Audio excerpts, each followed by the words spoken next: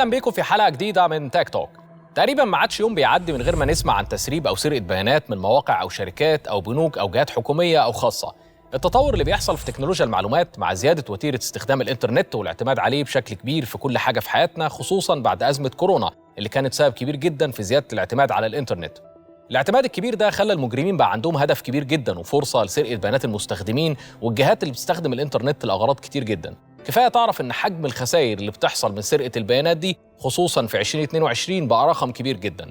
في تقرير نشرته شركه IBM بيتكلم ان تكلفه سرقه البيانات زادت بشكل كبير جدا في 2022 عن اي سنه سابقه، والتكلفه وصلت في المتوسط حوالي 4.3 مليون دولار لكل حادثه سرقه من سرقات البيانات دي على مستوى العالم. انت متخيل حجم الخسائر بقى شكله عامل ازاي؟ الولايات المتحدة متربعة على قائمة أكثر الدول تعرضاً لسرقة البيانات، والمفاجأة بقى إن بعدها على طول منطقة الشرق الأوسط. طبعاً البيانات اللي بتتسرب دي أنواعها كتير جداً، نقدر نقسمهم ببساطة لبيانات مالية، ودي ممكن يكون فيها أرقام كريدت كاردز أو بيانات بنكية أو أي حاجة لها علاقة بالمعاملات المالية، سواء بنوك أو شركات خاصة أو حتى تطبيقات مالية. النوع الثاني من البيانات ودي معلومات شخصية أو معرفة للشخص، زي الإيميلات مثلاً وأرقام بطاقة الرقم القومي وأرقام التليفونات وكلمات السر واسم المستخدم وسلوكيات المستخدم على الإنترنت وموقعه وبيانات IP بتاع الأجهزة بتاعته على الإنترنت وغيرها من البيانات اللي مرتبطة بالشخص بشكل مباشر. طبعاً دي من أشهر البيانات اللي سعادتك بتسمع عنها كل يوم في تسريبات على الإنترنت. في بيانات تانية زي البيانات الصحية والبيانات الخاصة بحقوق الملكية الفكرية والعلامات التجارية والأسرار التجارية وغيرها. الحوادث دي كلها بيسموها في أمن المعلومات data breaches أو data leaks. بغض النظر عن المصطلحات دي وايه معناها الدقيق، فانت كمستخدم مش فارق معاك المصطلح، كفايه تلاقي بيانات متسربه من اي موقع او خدمه من اللي بتتعامل معاها، فانت كده في مشكله كبيره. معظم تسريبات البيانات دي اما بتتم بشكل مقصود عن طريق مجرمين متخصصين في النوع ده من التسريبات وسرقه البيانات، او بتتم بشكل مش مقصود نتيجه خطا بشري او مشكله في سوفت وير، او مثلا مدير النظام الالكتروني نسي يحمي قاعده البيانات بكلمه سر او يشفر البيانات وغيرها من مشاكل البشر في التعامل مع الانظمه. لكن بالرغم من كده فالأكثر انتشاراً هو العمل الإجرامي اللي وراء تسريب البيانات دي، وأكتر حاجة منتشرة في الحصول على المعلومات من الأنظمة بشكل إجرامي عن طريق حاجات كتير جداً، أهمها استغلال الثغرات الأمنية اللي موجودة في البرامج والأنظمة، ودي بقى بيستغلها الهاكرز للدخول للأنظمة وسرقة البيانات، واللي بعد كده بتدخل في دايرة بيع وشراء عن طريق مواقع الدارك ويب. الحاجة التانية هي استخدام برامج خبيثة زي الفيروسات وبرامج التجسس واستهداف المستخدمين والأجهزة والموظفين في الشركات والجهات المستهدفة.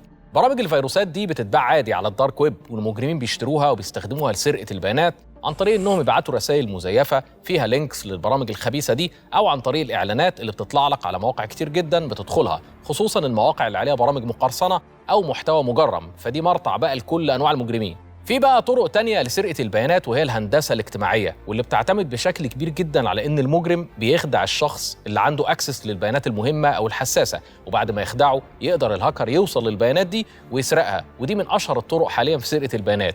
ويمكن تسريب بيانات شركة اوبر اللي حصل من فترة قريبة كان معتمد بشكل كبير جدا على طريقة الاختراق دي، وفي فيديو مخصوص معمول للحادثة دي تقدر تتفرج عليه على صفحتنا.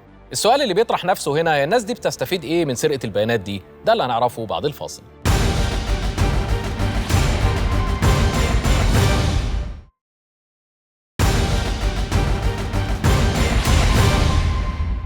أهلا بكم.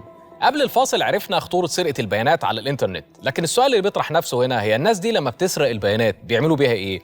الحقيقة إن دي تجارة وبزنس كبير جدا مربح جدا بالنسبة للمجرمين على الإنترنت، مش بس المجرمين، في جهات بتستفيد من تسريب البيانات دي في حاجات استخباراتية، لكن اللي يهمنا هو البيزنس حاليا. في مواقع كتير جدا على الدارك ويب بتبيع البيانات المتسربة دي، كفاية تعرف إن المجرم ممكن يكسب من 50,000 ل 2 مليون دولار في عمليات البيع للبيانات المتسربة دي على الدارك ويب.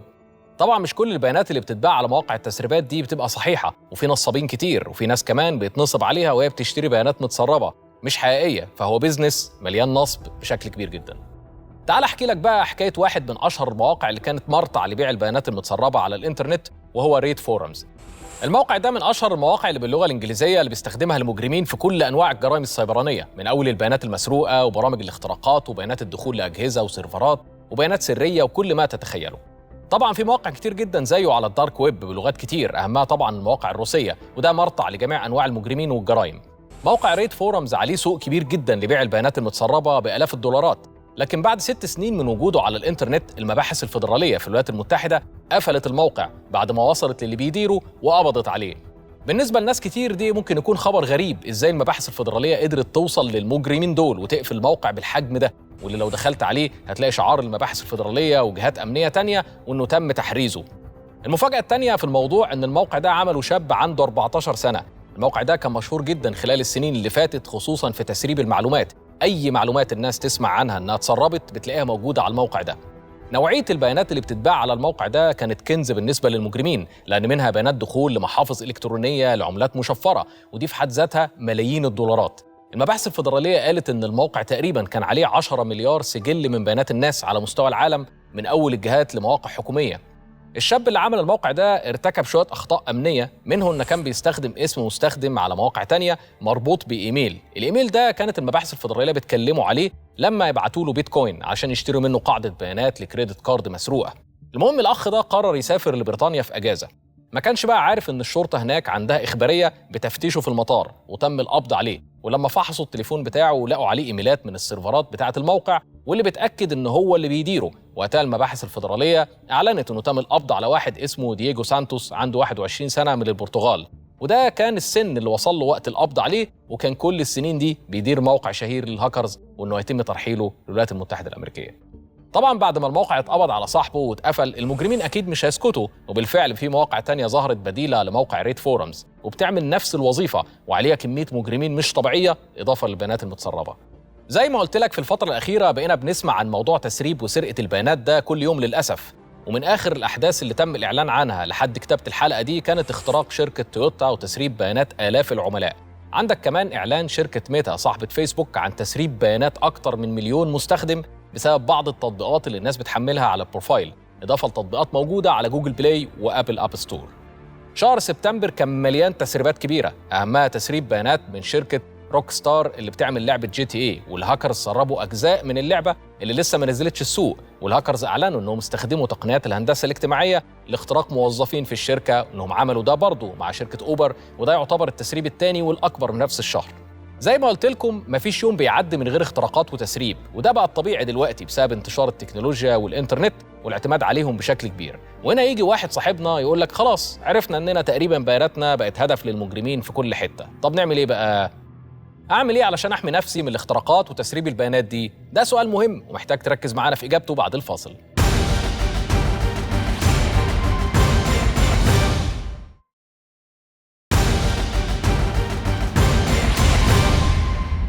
أهلا بكم. قبل الفاصل عرفنا إن بياناتنا هدف للمجرمين على جميع مستوياتهم، ودلوقتي الشيء المهم هو إنك تعرف إزاي تحمي نفسك من سرقة البيانات بنسبة كبيرة، لأن زي ما أنت عارف وزي ما قلت لك مليون مرة قبل كده، مفيش حماية بنسبة 100%. كل اللي بنعمله إننا بنقلل الخطر على قد ما نقدر.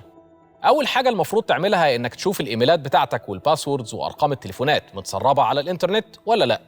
المعلومات دي هي الهدف الأول لأي حد عايز يفكر يخترق حساباتك أو حتى يستهدفك بأي هجوم إلكتروني عشان ياخد منك معلومات تانية أو حتى يبتزك بالمعلومات اللي معاه. محتاج تروح كده تدور على البيانات اللي قلت لك عليها دي على موقع مشهور جدا على الإنترنت بيحتفظ بنسخة من المعلومات المتسربة على مستوى العالم، وهو موقع Have I Been Bound. مجرد بحث على الموقع هيعرفك إذا كان تليفونك أو الإيميل بتاعك موجود في تسريب بيانات على الإنترنت ولا لأ. ولأن الموقع ده اللي بيديره حد معروف ومتخصص في أمن المعلومات والاعتبارات قانونية وأخلاقية، مش هتقدر توصل للبيانات المتسربة بشكل كامل، لكن هو على الأقل هيقولك إذا كان إيميلك أو تليفونك متسرب ولا لأ، ولو متسرب فهو متسرب على أنهي قاعدة بيانات. على سبيل المثال، لو أنت كنت بتستخدم تطبيق سوافل مثلا وأنت عارف إن في اختراقات حصلت للتطبيق وتسرب منه بيانات العملاء، فأكيد لو عملت بحث على البريد الإلكتروني اللي كنت مسجل بيه في الخدمة ورقم تليفونك هتلاقيهم متسربين في قاعدة بيانات التسريبات دي. وهكذا بقى تقدر تعمل ده مع أي بيان يخصك مسجل بيه على أي خدمة على الإنترنت ممكن تكون بياناتها اتسربت قبل كده، زي ياهو وفيسبوك وتويتر وغيرهم. الموقع كمان فيه خدمة ظريفة جدا اسمها نوتيفاي مي، ودي مفيدة جدا لو انت فجأة الإيميل بتاعك ظهر في تسريبات. بعد كده الموقع هيبعت لك إشعار تلقائي إن إيميلك اتسرب على الإنترنت في أي تسريب من التسريبات اللي بتطلع كل شوية. طبعا في مواقع تانية تقدر تدور عليها على إيميلاتك أو كلمات السر بتاعتك أو تليفونك في أي تسريب مهم، لكن معظم المواقع دي إما بفلوس أو مش متاحة للعامة بسبب إنها محتاجة إذن قانوني. الخطوة المهمة اللي محتاج تعملها إنك لما تلاقي الإيميل بتاعك أو رقم تليفونك متسرب في أي حاجة من التسريبات اللي على المواقع دي، لازم تجري بسرعة تغير الإيميل ده وتغير الباسورد بتاعته وتغير باسورد الخدمة اللي اتسربت منها البيانات. الشيء التاني المهم إن حضرتك ما ينفعش تستخدم كلمة سر واحدة وإيميل واحد لكل الخدمات على الإنترنت، لأن زي ما شفت كده لو افترضنا إن الإيميل بتاعك اتسرب وكلمة السر اتسربت، إيه اللي هيمنع أي حد يوصل للبيانات دي إنه يجرب يدخل على المواقع المشهورة اللي ممكن تكون مشترك عليها بنفس كلمة السر والإيميل؟ في الحالة دي بما إنك بتستخدم نفس كلمة السر والإيميل، فكل سنة وأنت طيب، كل حساباتك هتبقى في إيد الهاكر وساعتها مش هتقدر تعمل حاجة. هتقول لي طيب أنا مش هقدر أحفظ كل كلمات السر دي، لو حتى عملت كلمة سر وإيميل لكل موقع هحفظهم إزاي؟ في الحالة دي يا إما هتكتبهم في ورقة أو في ملف على الكمبيوتر، وفي الحالتين دي كارثة بكل المقاييس. طب إيه بقى نعمل إيه؟ شوف يا صديقي، العمل إنك تستخدم برنامج باسورد مانجر. نوعية البرامج دي بتساعدك إنك تحفظ كل كلمات السر بتاعتك في برنامج واحد في قاعدة بيانات متشفرة، وتعمل باسورد واحدة للبرنامج هي دي بس اللي هتحفظها. الموضوع بالظبط عامل زي الخزنة اللي بتحط فيها كل حاجاتك الثمينة، وتعمل للخزنة دي كلمة سر قوية محدش يعرفها غيرك. هتقولي طيب ما هو ده اللي بيحط البيت كله في سلة واحدة، لو البرنامج ده اخترق كل كلمات السر بتاعتي راحت. لا ناصح، الحقيقة مش كده بالظبط. انت كده مستخدم باسورد واحدة حاليا لكل حاجة، فانت اي حساب هيخترق كل حساباتك التانية هتخترق. لكن الموضوع اسهل من اختراق برنامج الباسورد مانجر. البرامج دي بتستخدم تشفير قوي جدا للملفات وقاعدة البيانات اللي بيتم تخزين فيها كلمات السر، وصعب جدا انها تتكسر. هتقول لي طيب يا سيدي أقنعتني، ممكن أعرف بقى إيه أفضل البرامج اللي ممكن استخدمها؟ شوف يا محترم، في برامج كتير جدا لحفظ كلمات السر، لكن في برنامج بيستخدمه أغلب خبراء أمن المعلومات وهو مجاني ومفتوح المصدر أو أوبن سورس. البرنامج ده اسمه KeePassXC. كل اللي هتعمله إنك هتحمل البرنامج من الموقع الرسمي keypassxc.org واختار النسخة الخاصة بنظام التشغيل بتاعك، ولو بتستخدم ويندوز أو ماك أو لينكس براحتك. الخطوة اللي محتاج تتأكد منها كمان مش بس إنك بتستخدم كلمة سر لكل موقع أو إنك تحط كل كلمات السر دي في باسورد مانجر، محتاج كمان تفعل خاصية مهمة هتلاقيها في أغلب المواقع دلوقتي، وهي Two Factor Authentication. الخاصية دي مهمة جدا في تأمين الحسابات وكمان تأمين برنامج زي KeePassXC، وهي ببساطة إن الباسورد لوحدها مش كفاية عشان يتم الدخول للموقع أو الخدمة اللي أنت مشترك فيها، فأنت محتاج كود إضافي للدخول مع الباسورد. طبعاً تقنية التو فاكتور أوثنتيكيشن دي لها معيار عالمي بتستخدمه أغلب الشركات الكبيرة، ولها تقنيات مختلفة ممكن تربط بيها الحساب بتاعك. أشهرهم طبعاً الرسالة اللي بتجيلك على موبايلك بكود متغير في كل مرة بتدخل فيه للخدمة، لكن الحقيقة إن الرسائل بتاعة SMS أساساً مش آمنة ومش متشفرة. تقدر بقى تستخدم تطبيق مجاني من جوجل اسمه جوجل أوثنتيكيتور. التطبيق موجود على جوجل بلاي، وتقدر كمان تستخدمه على الآيفون. محتاج تدخل الحساب بتاعك على أي موقع أو خدمة بتستخدمها تكون بتدعم التو فاكتور أوثنتيكيشن، وتفعل خاصية الدخول بخطوتين وتختار أوثنتيكيتور آب. في الحالة دي محتاج تربط الحساب بالتطبيق عن طريق QR كود هيظهر في حسابك. بالرغم من ان جوجل أوثنتيكيتور بقى من اشهر التطبيقات اللي بنتكلم عنها دي، واللي بتتيح فكرة الدخول بخطوتين عن طريق تطبيق بيعمل ارقام عشوائية لكل حساباتك، اضافة طبعا لكلمة السر واسم المستخدم، لكن في تطبيقات تانية افضل منه الحقيقة، لانه في بعض المشاكل الناس كتير جدا مش واخدة بالها منها. اولا التطبيق مفيش فيه وسيلة لعمل لوك، وكمان مفيش باك اب من الاكواد للتطبيق. لو لا قدر الله تليفونك ضاع او اتسرق او حتى غيرت التليفون، ممكن تفقد الدخول لحساباتك كلها للابد. تقدر تستخدم برامج تانية افضل كتير من جوجل أوثنتيكيتور. عندك مثلا برنامج اوسي، ده برنامج موجود مجاني على البلاي ستور وفيه بعض المميزات اللي افضل من جوجل أوثنتيكيتور.